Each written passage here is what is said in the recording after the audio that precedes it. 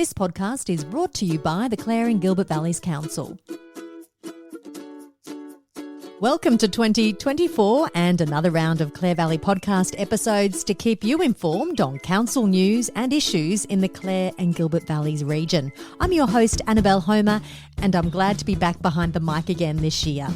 Coming up today, of course, we'll get our regular update on what mumblings and rumblings occurred in the latest council meeting, housing shortages and tourism accommodation woes for one, and the budget review has finally been passed after 4 attempts. Also, how often do you visit your local cemetery? 80% in the city are cremated and 70% in the country. So people are probably looking more for more ashes options.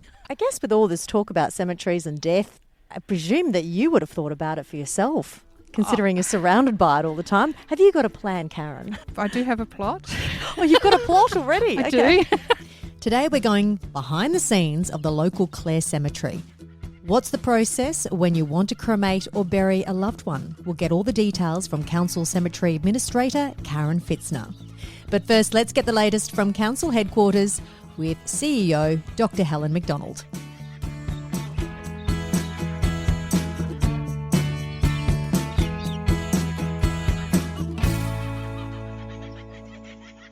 Let's recap on the draft budget review process. So far, the Council has deferred a decision 4 times, I understand. Yes, that's correct. That's a lot of delays. Yes. Most unusual. It's in my career within local government, I've never experienced this before. And this is because the councillors wanted further details, there were alterations in reports. So now that this has been delayed 4 times, has there been some type of conclusion and was it passed in the end? Yes, last night Council did adopt the budget review, so that is very positive and we can move forward, and we've got another budget review coming up very shortly because in the 4 months it's taken them to adopt this budget review, we are due for our next one and we have to have all of our budget reviews completed by May. Let's just recap on the current status of this budget review because there's 2 elements to it. There's the operating budget and the capital budget. What is the current status of those 2? With respect to the operating budget, there was an increase in the deficit by $165,584, and that was made up of a decision that Council made to grant the Manura Centenary Park $80,000 for their wellness centre that they're building. Council also made a decision to give the Gourmet weekend funds for that event. It's a part of Council's hallmark funding. That's $20,000. There's $100,000 of the $165,500, and then we had an increase in our insurance costs, which not a decision of Council. That's just a change in business expenses that wasn't necessarily foreseen. And there was a little bit of a change on the income side, where now that we've working under the new rental agreement for Discovery, there's a slight reduction in rent the previous year. That was offset by the $80,000 increase in our investment income. So there's a change there. So it's a completely different type of lease agreement. It's not easy to compare the income from the previous year with the current agreement. Now, the capital budget. What is the current status of that?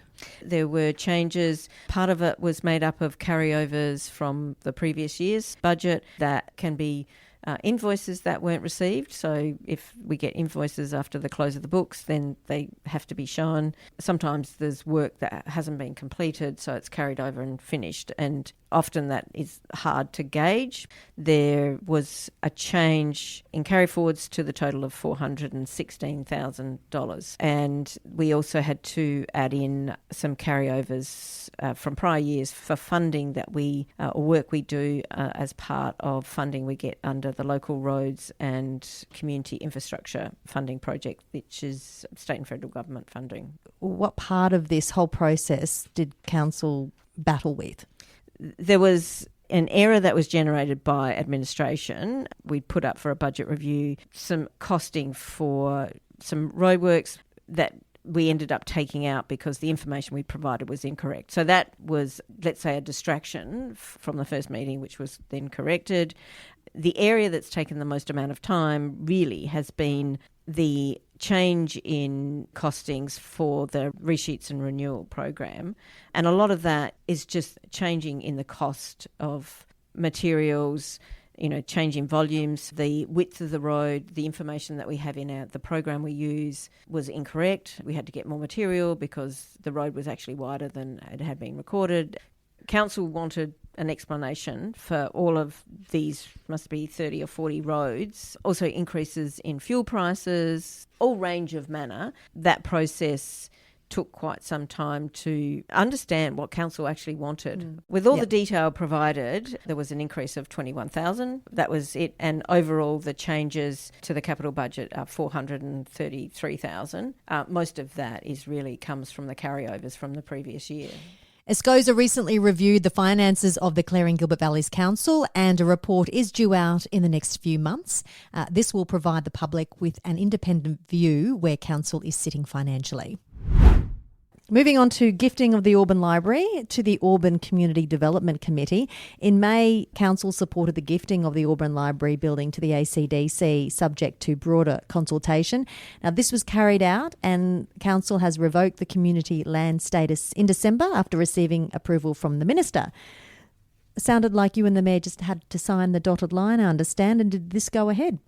No, it didn't. At the 11th hour, we got a request from the Auburn Community Development Committee, and they asked that council didn't proceed with the gifting at this point in time because they were not 100% certain of being able to get together the funding which is required to do some alterations to the building, which they need to do to be able to use it. They originally thought that council would give them all the money from the sale of the RSL building, which in Auburn, which has been sold. Certainly council is committed to that money being spent in the Auburn community. However, council wasn't prepared to make a decision to say that they could have all of that money. Council wants to go through a process of allowing the entire Auburn community the ability to put in requests some of that funding, or if not all of that funding. So the decision council made was to delay any decision about gifting the building for a 6-month period. An update on the revocation of community land status of Lot 102 Phoenix Avenue, Clare, into freehold land. Minister Jeff Brock has approved the application to revoke that status, and council now has the go-ahead to put that land up for sale. And that's in the hope it will be sold to a developer to build more houses to alleviate the critical housing shortage in the valley. Australia Day celebrations. A big congratulations to the Clare and Gilbert Valley's Australia Day award winners for 2024. Citizen of the Year went to Tracy Heritage. Riley McInerney was awarded the Young Citizen of the Year. The Clare Rodeo was awarded the Community Event of the Year. Active Citizenship Award went to Ryan Trigilgis, and the Inaugural Volunteer of the Year went to Glenda Swavely. Congratulations to all. A road purchase request for rural unmade road reserves. Councils received multiple requests from ratepayers seeking to purchase the rural unmade road reserves that are adjacent to their properties. Currently, they're renting the road reserves on an annual basis. Now they want to buy the roads outright. What is the process here, and is this a common practice? Well, it's a practice that has been undergone at this council for many years. Part of South Australia's early settlement, when farms were very small, there were numerous roads that were anticipated to be needed as the population grew and there was increased settlement. And so in the planning processes of the state, there's just numerous roads all over the place, as I'm sure you're aware and others are aware. Farming has changed and there are fewer farms, but just bigger farms. And so some of those road reserves, are not anticipated to be needed for future functioning of the community. Many of them been leased for many, many years, and we have always had the opportunity that people can put in a request to purchase that land, and then we go through a process which includes community consultation to see whether or not there's interest or need for that to remain as a road reserve, and then it can be sold.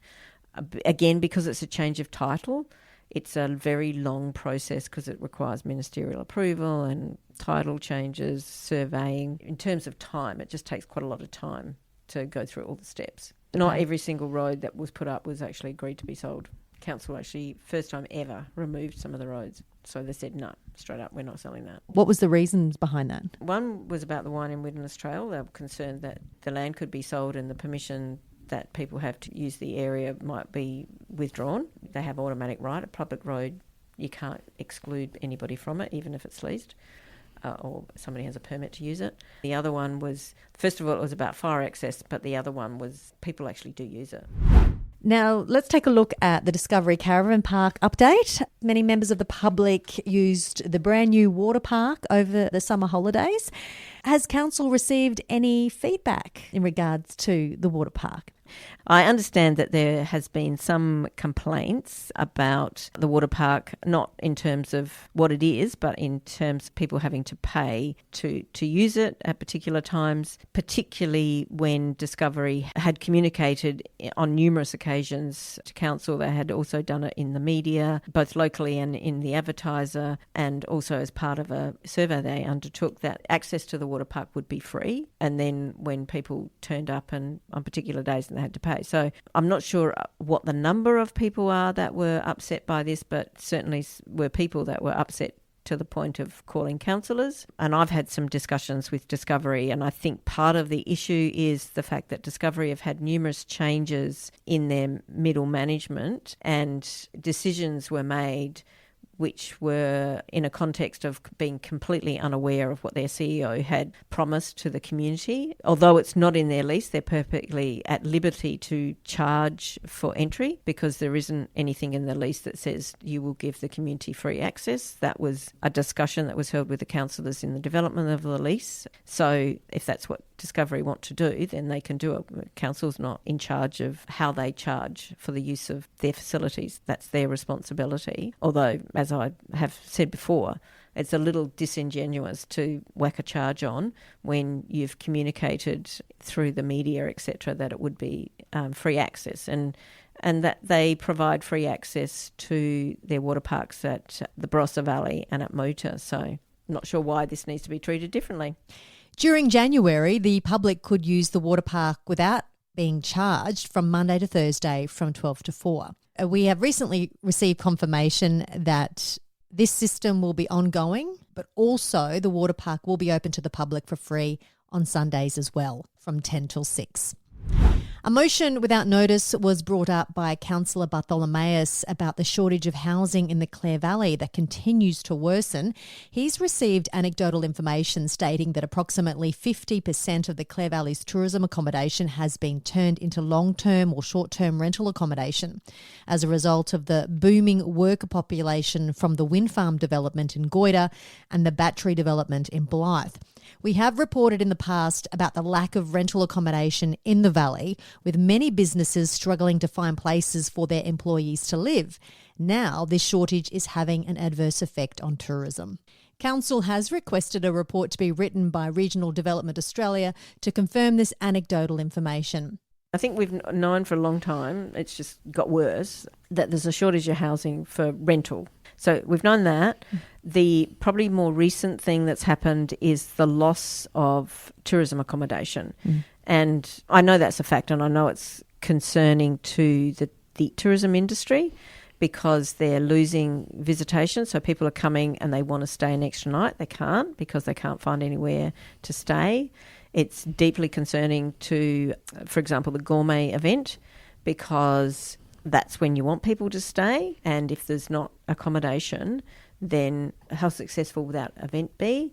And we're certainly to the point where several months ago when the SA Tourism Commission Board was here, we spent quite a lot of time talking to them about the shortage of tourism accommodation and the impact that, a project like a wind farm development, and the wind farm development is going to be ongoing for 5 to 7 years, I think, the impact that has on businesses here and I suppose the viability of the local economy. The people that are working for, it's the subcontractors to the wind farm, they don't come here with their families. They come here for weekday works, generally probably go home on the weekends. They are spending money in the economy, mostly in the hotels and food, etc. But in terms of viability for schools and other services, not getting that additional benefit. Is there a lot of tourist accommodation in the pipeline, so accommodation being built at the moment? Can't say so much about building, but in terms of, from a planning point of view, the applications that we have coming through, there seems to be a number of businesses that are looking to add accommodation onto their existing businesses, and there are some businesses that are expanding their accommodation that they currently have. There's things in the pipeline. However, if it requires, tradies and builders, then, they've got to join the queue, because we know we've got a shortage of those particular skills. And unless we import those people, don't know where we find houses for them to live, but anyway, the compounding problem. One thing I don't understand is that wind farm development and the battery development, I presume, would have been in the pipeline for many years before it started to be built. I think couldn't we foresee that there was going to be a need for housing before it started? Well, I think this is the problem when major project approval is done by the minister without consultation locally in terms of understanding the impacts. When you've got a major project development, so if you're building, for example, a mine, you need to do a whole lot of economic and social impacts assessments. So you've got to understand what the impact is that you're going to have on that community or those communities. I mean, it depends on, what's in your permits, but good companies, do this regardless and work out how you're going to address that and try and minimise the negative consequences or impacts on those communities. I actually was speaking with a Neon representative a number of months ago, and he was a bit gobsmacked that we're complaining about all these people coming in. He's thinking that all the empty rentals would have been taken up. It's kind of like, well, what empty rentals? And I don't think they even had intended to build any camp, so, temporary accommodation. That was something that came after the fact, and nor did the government require them to basically be really clear about all the people they would be bringing in as part of their construction process. How would accommodation be provided? And even looking at what's the surplus accommodation that currently exists in neighbouring towns, was there actually enough? All the action that has been undertaken has been since the permits to construct have been granted, with the impact of the subcontractors taking away tourist accommodation, sending prices through the roof, having families turfed out of houses at the end of their lease agreements because wind farms will lease the house at a substantially higher price. It's a consequence of that primarily local government has got involved trying to work out how to address the issue, lodging complaints with the ministers. And I know when we were talking with the Tourism Board and some of their senior executive of the SA Tourism Commission, they were completely unaware that the wind farm was having such a devastating impact on the tourism accommodation in the Clare Valley. Discussions between Council, the RDA and the South Australian Office for Regional Housing will continue to try and find solutions to this ongoing housing issue. CEO Dr. Helen McDonald, thank you very much again for your time this month, and look forward to catching you again next month. Absolutely. Clare Valley Podcast. Clare Valley Podcast. You're listening. Clare Valley Podcast. Clare Valley Podcast. Are you familiar with what to do when someone dies, when it comes to the burial or cremation? Who do you approach? Funeral director? Yes. Monumental mason? Yes. But did you know your local council plays a major role at the cemetery? Karen Pfitzner is the cemetery administrator for all 16 cemeteries in the Clare and Gilbert Valleys council area. She organises all the interment or lease arrangements for burial and cremation plots and makes sure the cemeteries are well maintained. I caught up with Karen at the Clare Cemetery, a cemetery that has existed since 1871. Prior to that, Clare was served by 3 church cemeteries. There are now roughly 2,908 burials in the Clare Cemetery, the biggest cemetery in the council area. I asked her firstly, what does her role as cemetery administrator consist of? So basically, the funeral directors are the first people that contact me if they want a burial or for placement of ashes. So they need to adhere that the family has an interment right. So basically you cannot bury anyone without an interment right. Which is like a lease. Which is like a lease. They used to call it a lease. There is some technical difference to it, so they call it an interment right. You need to have a current interment right to be able to bury anybody, to be able to do work on a plot. So, for instance, your memorial or anything like that, I'm the first contact. So I organise that. Sometimes the families come to me first and they already have an interment right when the burial is to take place. What are your options when it comes to an interment right? So many years ago, it was always 99 years. Then I think when council amalgamated at that time, I think a lot of councils actually went back to 50 years. But we've actually changed ours now because some families actually want to know that their families are going to be okay in the future. So now we offer 99 and perpetuity. Some people aren't worried about the future, but I was getting a lot of questions about forever. People want to know that their loved ones are going to be there forever. Here in the regional area of Clare, you're not at the stage where you're burying people on top of people. No. We're not like you hear about in the cities. That's right. We're lucky that we've got enough land in all our cemeteries that it'll be at least a couple hundred years, definitely not my lifetime, that they will start reclaiming, and that depends on the council whether a lot of councils will buy more land if that's possible to extend their cemetery. But it's all at that time of what's going to happen. I can't foresee that. And notice that you're expanding now. Well, we are. We're standing in the new part of the cemetery, I understand. There's the old part across the road and we're in the new part. Yes, because just like with our statistics that we get from our conference, 80% in the city are cremated and 70% in the country. So people are probably looking more for more ashes options. So we've got on order a new cremation that's going in the Clare Cemetery.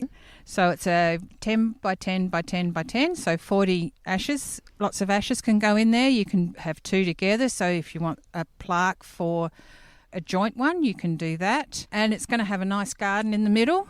We are trying to beautify it a little bit. Yes, we are in a bit of an arid, water's expensive. I mean, I would love to put in a lawn one, but that's just a lot of maintenance. But we are trying to, upkeep the cemetery as good as we can. Money is always tight with budgets and that. And you've got also a cremation wall. We do. It's a niche wall. So, a niche wall? Mm-hmm. Yes. So there are a few spots left. Are you planning on expanding the niche wall as well? Not at this stage. Okay. There are still enough spots in there. Once it gets close, we will then look at building another one or extending that one because that's in the shape of a cross. So right.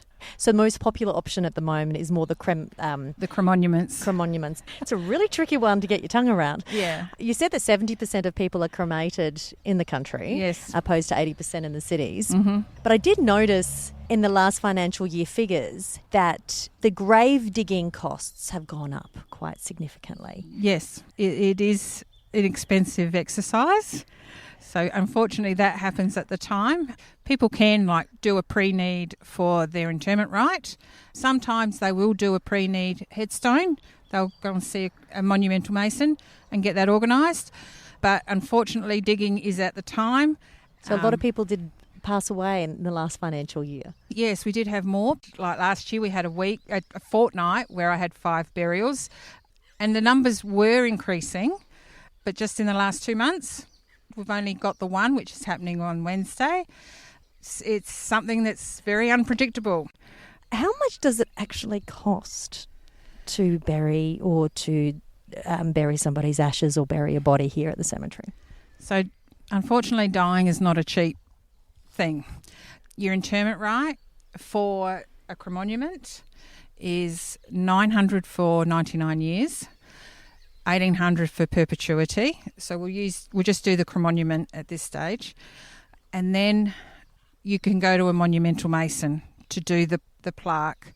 And usually, council themselves don't handle ashes themselves, so we recommend that you use your monumental mason to place the ashes.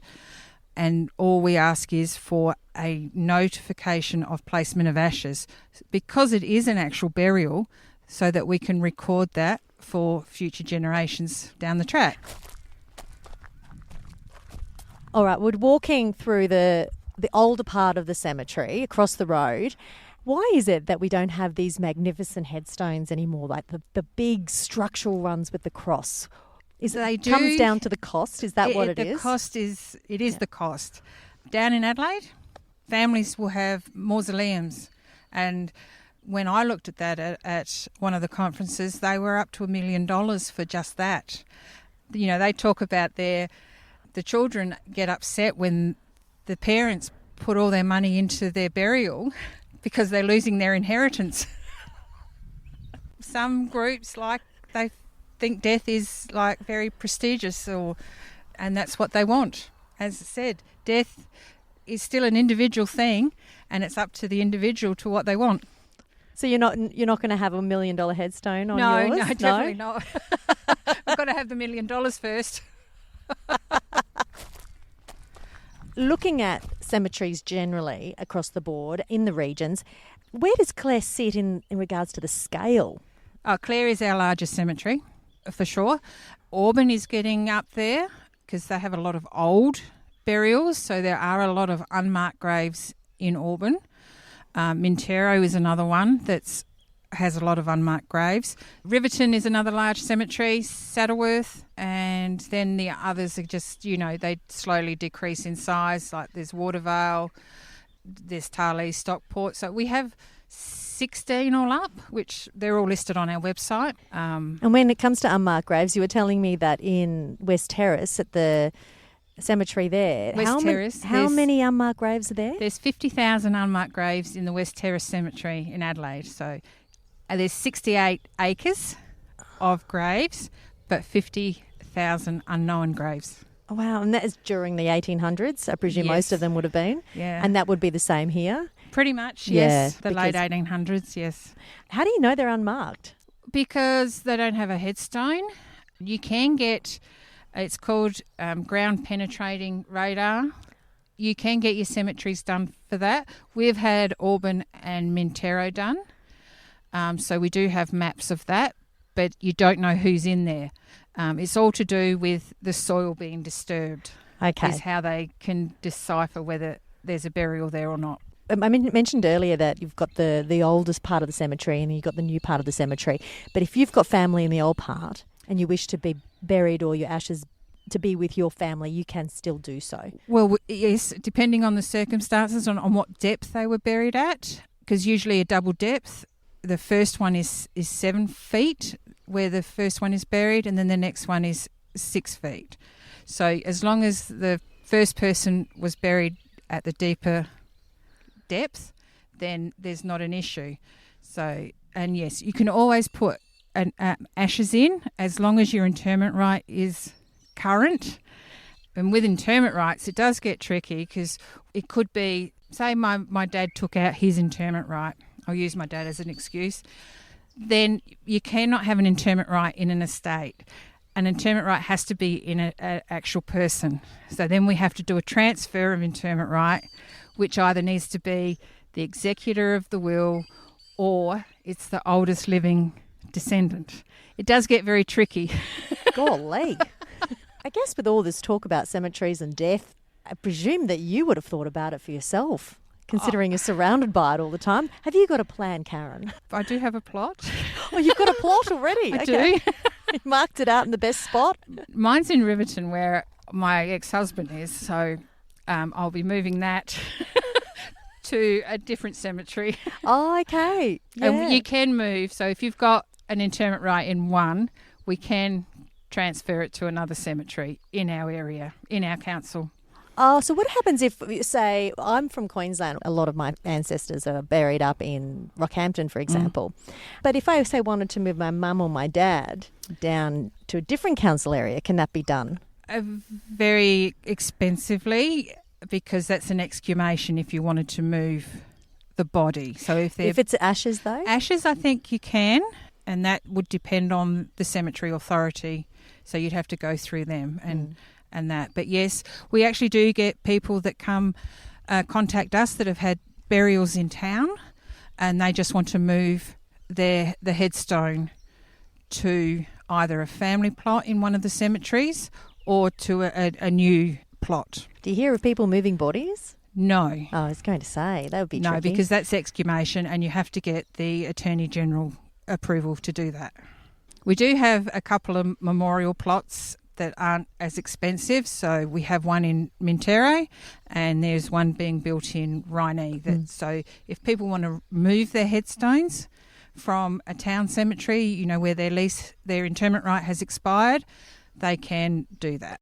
Do you have any issues when it comes to people vandalising headstones in the valley? We did have an incident, it'd be 5-6 years ago. I didn't have anything to do with it at that stage. I wasn't doing cemeteries. It happened in Auburn, where a lot of vandalism was done, sadly. But Kathy, who was the administrator at that time, she did a lot of work, found families.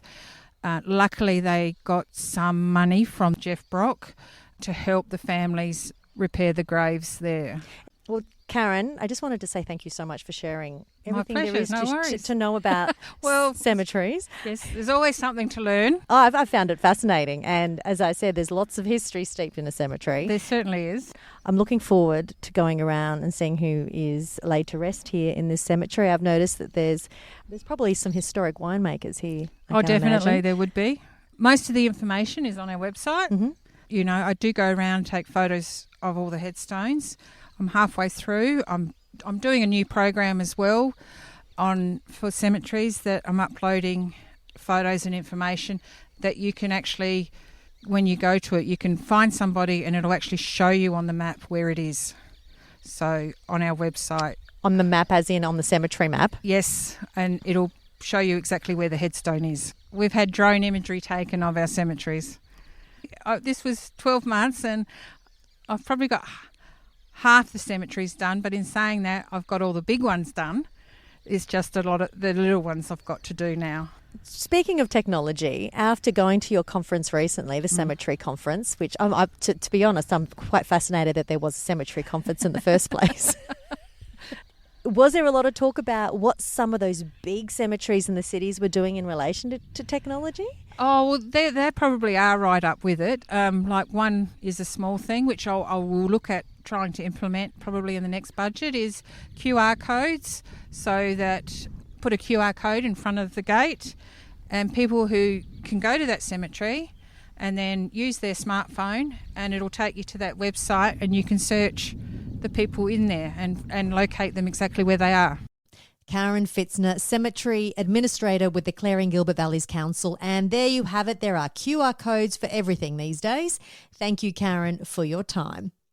That's it for another episode of the Clare Valley Podcast, first one for 2024. For more details on what was discussed at January's council meeting, head to the council's website where you can check out the minutes. All the details are also in my show notes. If you have been enjoying the Clare Valley Podcast, please share it, follow it, rate it, or write a review. I would love the feedback. This podcast is a great way to keep up to date with local council news, especially if you don't have the time to attend meetings or read the minutes. Catch you next time for another episode of the Clare Valley Podcast.